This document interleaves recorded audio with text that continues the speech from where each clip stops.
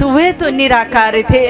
जब उन्होंने सृष्टि की रचना का सोचा तो ब्रह्म विष्णु प्रकट हुए और आपस में ही द्वंद्व चलने लगा, तो वो निराकार लिंग प्रकट हुआ और उसमें भी होड़ मच गई कि कौन आदि को पाए और कौन अंत को। और उसमें भी मेरे द्वारा जो अपराध हो गया झूठ बोलने का, भगवान शिव को साकार रूप धारण करना पड़ा।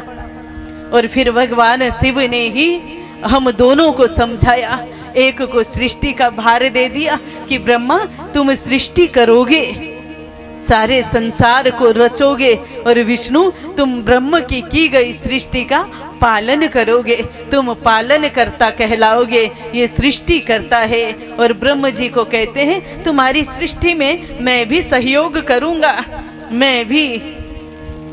और ब्रह्म जी के मस्तक से जब प्रकट होते हैं तो रुद्र रूप में भगवान शिव जो हैं वे रुद्र रूप में, मैंने कल भी कहा था, जो महाशिव हैं वे निराकार हैं, ज्योतिर्मय रूप हैं। ब्रह्मा विष्णु महेश जो हम सुनते हैं ना, ये शिव के द्वारा ही साकार रूप रुद्र रूप, और जो बिल्कुल शिव जैसे ही आकार के थे वे रुद्र जो है इस सृष्टि का संहार करेंगे।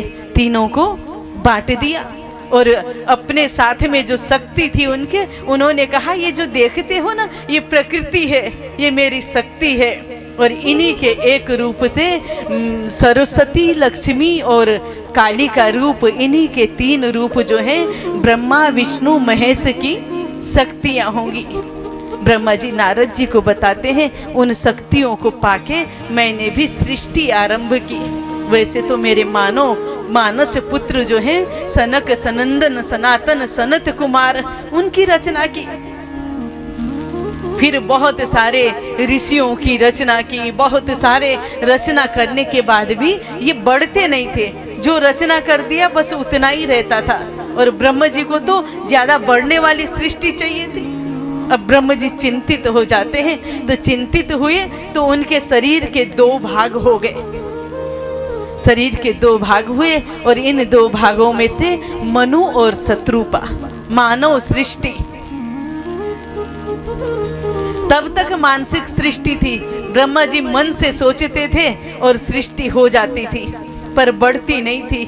जब मनु और शत्रुपा हुए तो मैथुनी सृष्टि प्रारंभ हुई।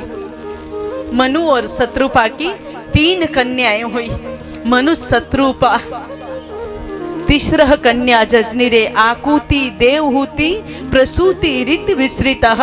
आकुति देवहूति और प्रसूति नाम की 3 कन्याएं हुई और इनके 2 पुत्र हुए, उत्तानपाद और प्रियव्रत नाम के 2 पुत्र हुए।